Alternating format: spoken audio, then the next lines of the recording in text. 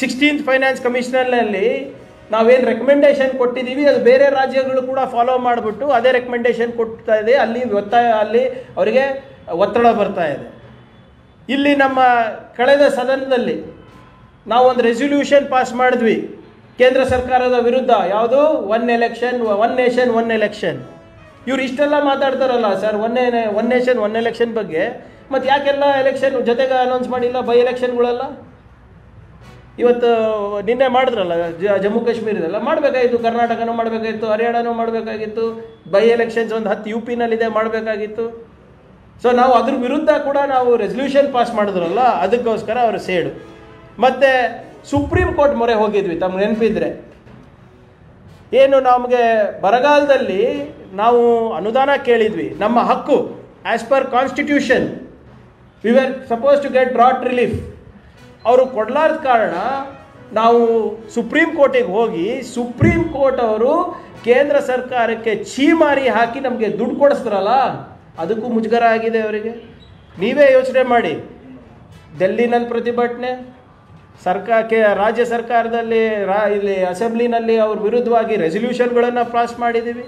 ಅವ್ರು ಮಾಡಿದಂಥ ಏನು ಈ ಮೆಡಿಕಲ್ ಸೀಟ್ಸ್ಗಳ ಬಗ್ಗೆ ವಿರೋಧ ನಾವು ಮಾಡಿದ್ವಿ.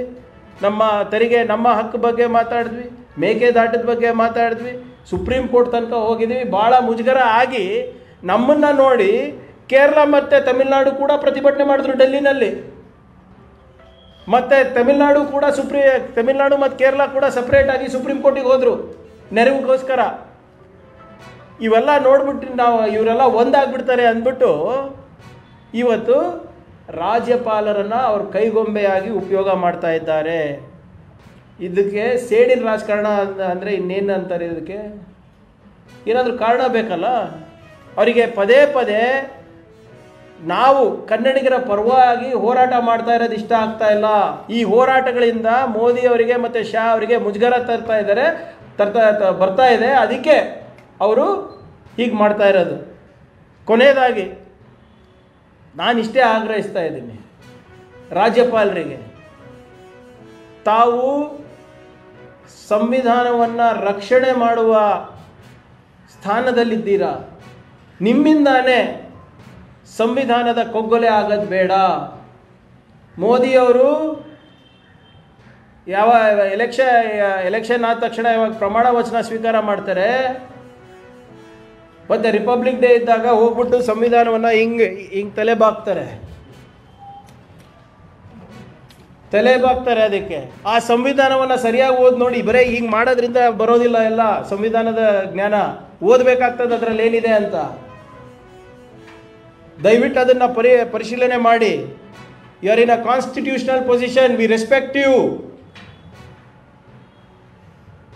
ನಿಮ್ಮ ಕಾನ್ಸ್ಟಿಟ್ಯೂಷನಲ್ ಪೊಸಿಷನನ್ನು ದುರುಪಯೋಗ ಮಾಡಿಕೊಂಡು ಒಬ್ಬ ಆರ್ಡಿನರಿ BJP ಕಾರ್ಯಕರ್ತನ ಕೆಲಸ ಮಾಡಬೇಡಿ.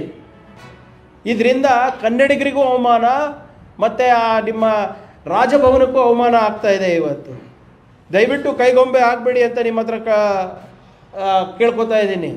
The constitutional head of the state should not be responsible for the constitutional crisis in Karnataka.